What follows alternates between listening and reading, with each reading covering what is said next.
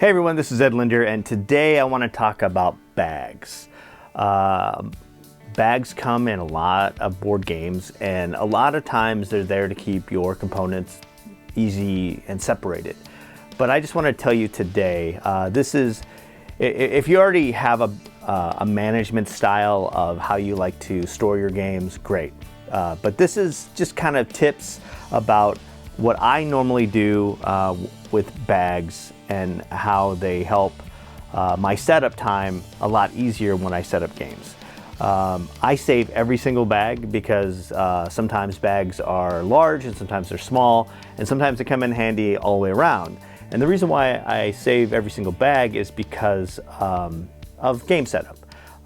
Some people just throw all their components and stuff like that in one bag, but what I like to do, I'm going to show some examples of some things I like to do. So this is a small box game called Processing by our friends at Fight in the Box. So they gave us a bunch of little tiny bags, but I took it to the next level. So what I did is I separated every single player into their own individual bag. And that way, so if you're playing multiple players and you go, hey, what color would you like? You can just give them a little bag and that has all their components, and then you just throw it in the bag when you're done.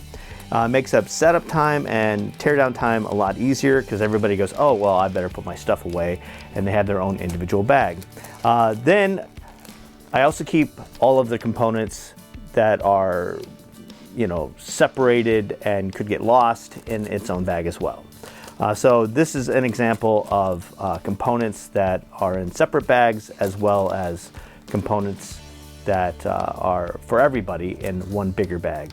Once again, setup time, it goes really fast, as well as teardown time. I did the same thing with Vast and the Mysterious Manor. This was a game that also came with an expansion. And what happens is, I don't like to have all the boxes, right? So the boxes are nice to keep all the miniatures and everything in one bag. But what I did is I separated, let me get some of these out here. And I think I'm gonna take it to the next level too within this, because when I did my unboxing, I realized a couple of things. I still kept the tray for all the miniatures, which is nice if you paint them. But what I did here is, like, for the Warlock, I put all their components into one bag, right? Now the Manor has a lot of components. They have the walls. They also have the Wraith, as well as Poltergeists. I can just give it to whoever's playing the Manor, all in one bag, and then at the end of the game, they can just put them away. So what I also did is I separated all of the expansions. So let's say you don't want to play with the expansion. I separated it into its own bag as well. The one thing I've noticed when I put everything together and tore everything down is I kept everything with all of their, with the miniature game tray, which is nice, except for it takes up a lot of space, right? So what I think I'm gonna do is I think I'm gonna separate everything in their own bags and put all the spiders, the giant spider, the spiderlings, and the sorcerers all in one bag. So when I give it to somebody that wants to play that character, they'll have all the components, including everything that's associated with the giant spider. Also, I wanted to show everybody, I did the same thing with Tapestry. Tapestry was a gigantic box that came out a year ago, and it was nice because it had all of the components similar to Vast. They had everything that was in its own spot for all the buildings, which is great, except for they came out with a new expansion this year. And the problem with that is, yes, you could keep everything in separate boxes and then play that as needed, but I wanted to put everything in one box because of space. And as everybody's looking to continue to do add-ons, space becomes an issue. But what I did here is I put, you know, all the components in yellow, green, red, blue, and white.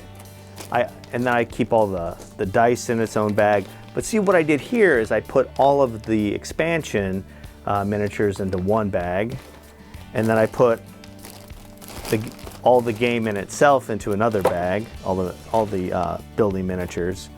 It was nice because they gave you a bag to put all of the other tiles and stuff in. But to keep everything nice and easy and organized, I just keep everything in its own bag. It makes setup time easy. You're not searching for, oh shoot, I've got to separate all of these components for red, all of these components for blue, etc., etc. I do it for pretty much every game. So don't throw away your bags because they come in handy when you're looking to unbox your game as well as organize your game.